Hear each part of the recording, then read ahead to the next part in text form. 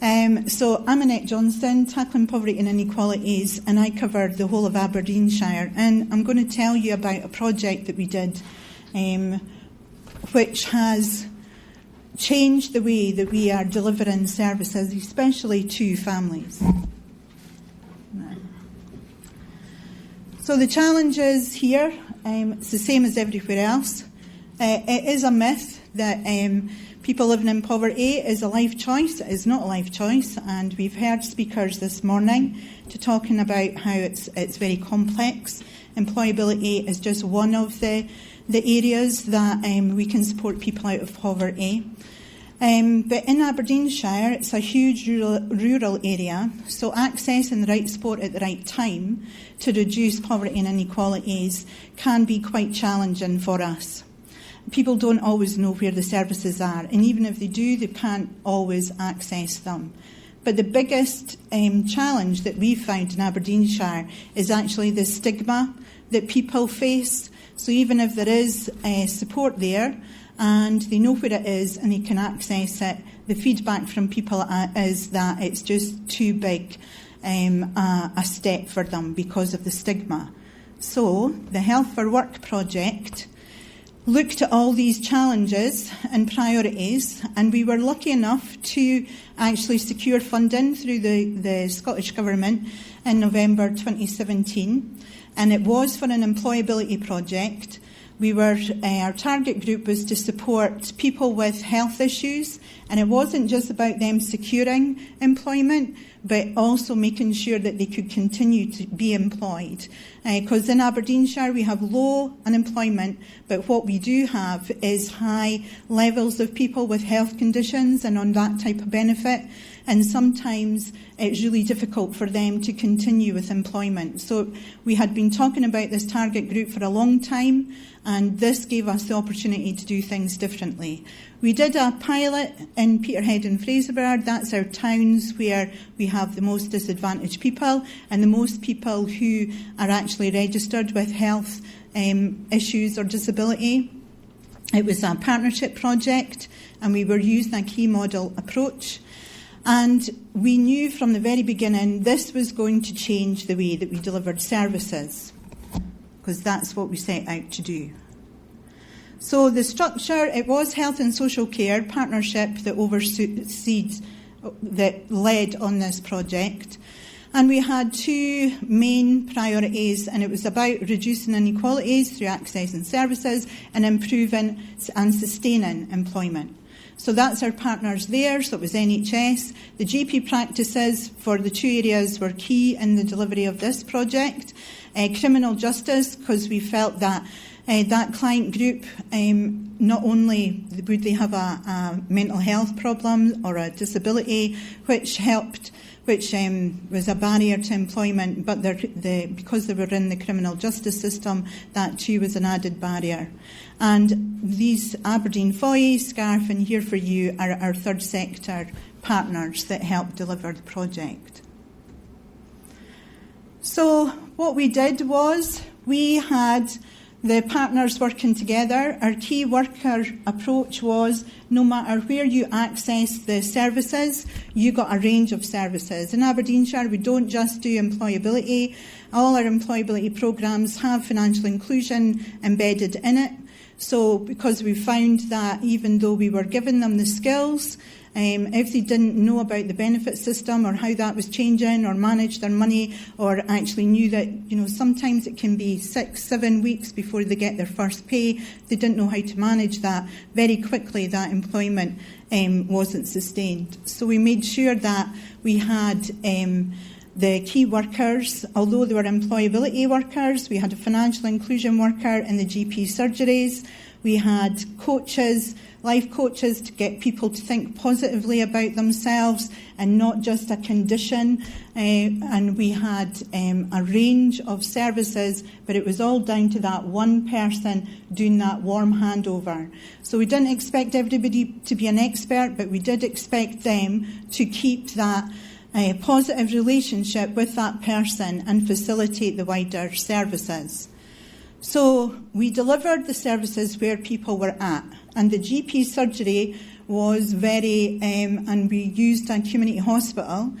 That was very interesting because we did engage with more people who were in work, and families came into there. And when we asked them why they weren't going to employability programmes or why they weren't going to like information advice services, they were talking about the stigma. But going into a community hospital, they knew that they could speak to somebody about any issues whatsoever. And some of them was about getting back into work. Some of them was about trying to get trained up so they could progress within the employment that they've got, or retrain to do something else. And they found these places quite safe to talk about a whole range of issues. So we weren't just looking at the employability, we were looking at the whole person and how we can support them and their family. Even though there was some reluctance by GPs to begin with this whole project, they very quickly saw benefits. What's happened? 50% of working with staff to disappear. We've, like lots of other areas, have invested quite heavily in signposting projects. So what we've found is you can signpost people, but they don't always engage with wherever you're signposting. We also spoke to people and they were saying, why should we tell you our story over and over again? We have built a relationship up with you.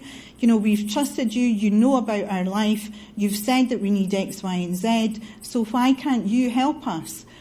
So we don't have to say to that next service about our whole story all over again, which made sense. So we don't signpost. We do the warm handovers, which is about facilitating them and empowering them to access the services they need. And it was all about developing positive relationships. It wasn't just with our clients, but it was with employers as well. A lot of our employers didn't realise that the benefit system had changed, didn't realise that by not having flexible hours, we were actually impacting on the health of their employees, which meant that they were out off longer.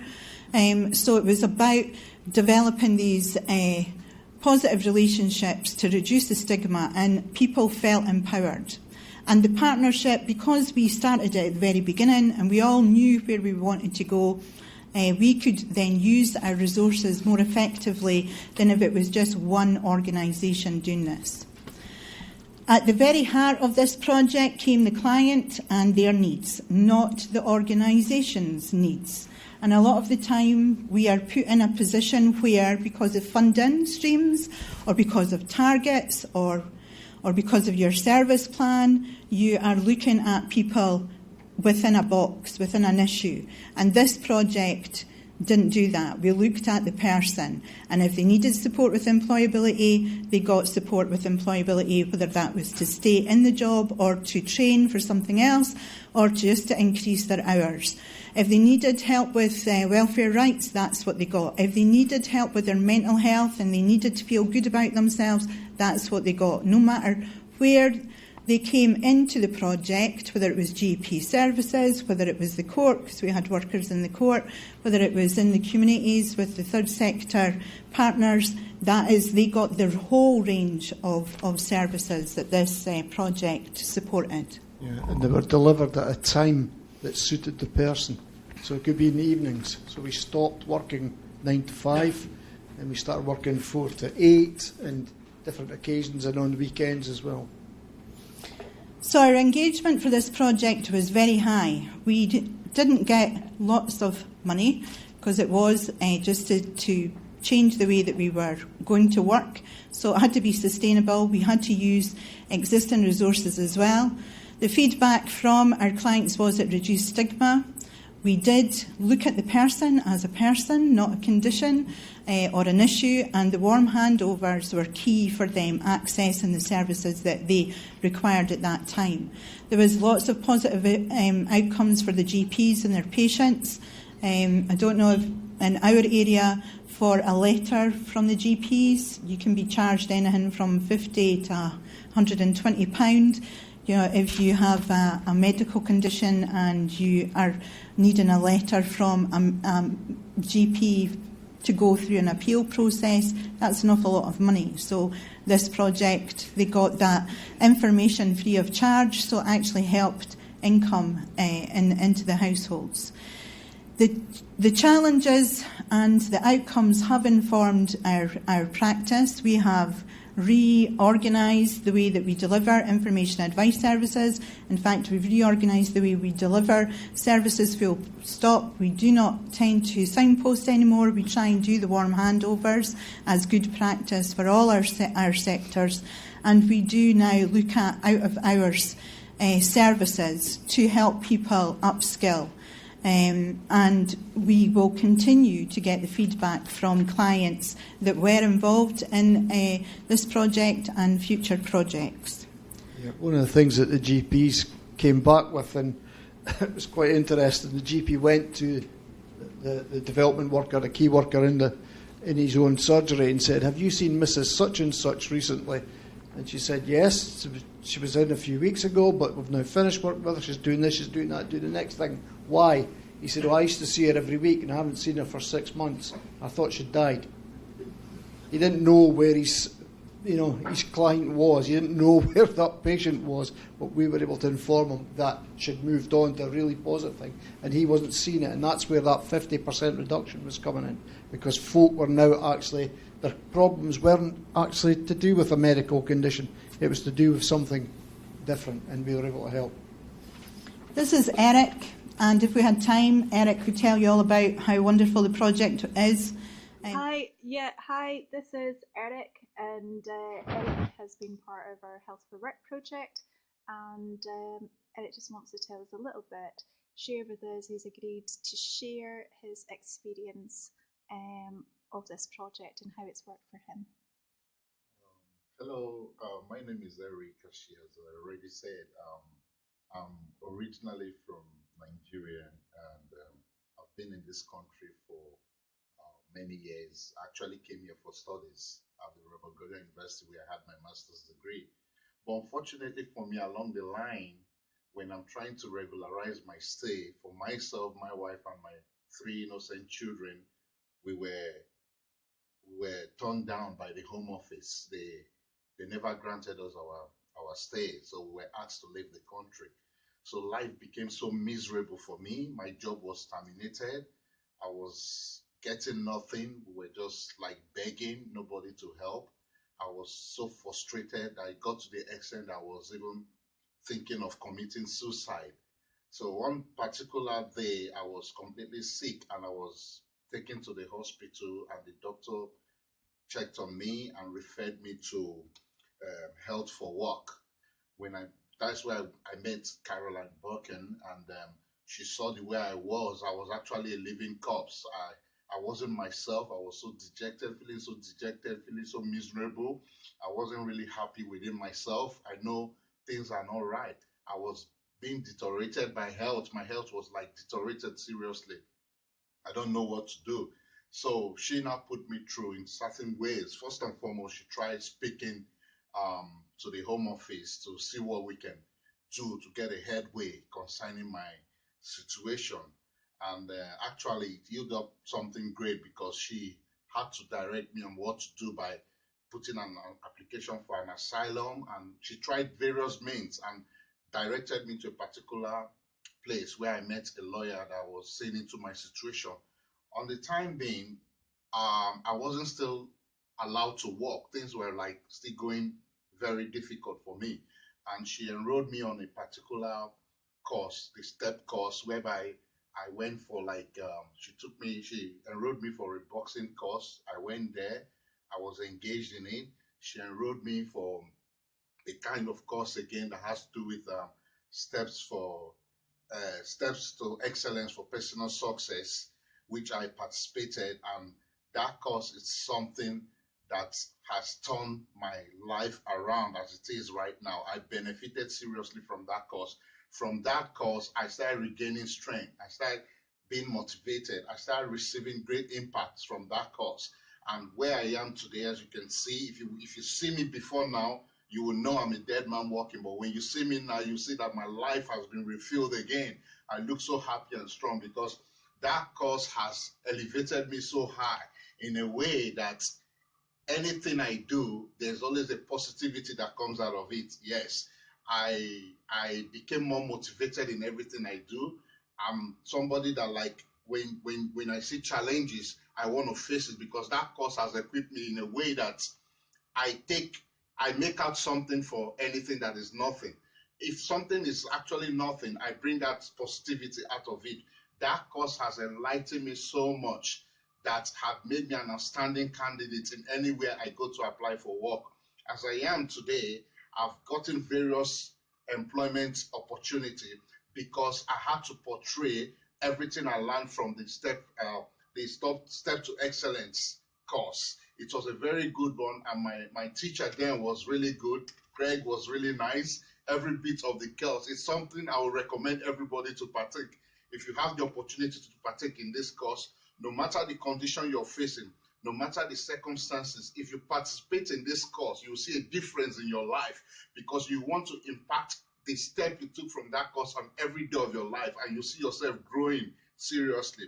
I'm a living testimony as I'm speaking now. I'm so delighted. I'm so happy because my life has been restructured, honestly. Even when I went home, everything I do, I try to recollect the course. I try to remember everything I learned from the course, and I'm putting it in my daily life. Recently, I had an interview with BT. BT interviewed me, and they wanted to find out certain things I can be to be a great achievement to the company. I implemented everything I learned about this course, the step to excellence for personal success. I implemented exactly every step of the course into my interview, and they were so delighted, up to the extent I had to show them the certificate. They saw the certificate I got from this course, and they were all impressed. They were rushing me. My interview was like so speedily. Before I knew it, they are placing me on an assessment center to come for the final stage, because they want to see what I will make out of it, because what I did, I really sold myself through this course. This course has elevated me. Not just that, there are more interviews that are coming my way just because of this step to excellence for personal success. I urge every one of you, if you have this opportunity, utilize it very well. And today I'm in a better shape, and I'm in a good mood. My papers have been restored. They've reinstated me back to work because of the work that Caroline did on my behalf. My health has come back to normal. I'm so lively again, and I thank God for everything as I am today. I'm just trying to let every one of you know that it's a good thing to partake in this course. The health for work is a very good place to be, and be a partaker, and you'll see the benefit out of it. Thank you very much. Thank you. Eric went to his GP because he was very depressed, and he was having suicidal thoughts, and he had a family. He had issues about being able to work in Scotland, and the GP, instead of giving him medication, asked him to go and speak to our key worker that was based there. And he is very happy there because he's just finished his employability course, and he's just been told that he's got a job, and he's told his wife and teenage kids that they should do this. They should do this project because it gives you your self-esteem back, gives you confidence to go forward, and he is now feeling that he is valued and he has got a future, and so does his family. So he goes on for like over 5 minutes about how wonderful this project is. And it's people like him that's been able to tell us what worked and what didn't. And I think we were really, really lucky in Aberdeenshire that we managed to get that money so that we could take a chance and do things differently. Okay. And I think the slides will be coming out, and that's embedded in the slides, so you could watch it at your leisure. Yeah, he's very enthusiastic. He goes on for it. So make a cup of tea beforehand.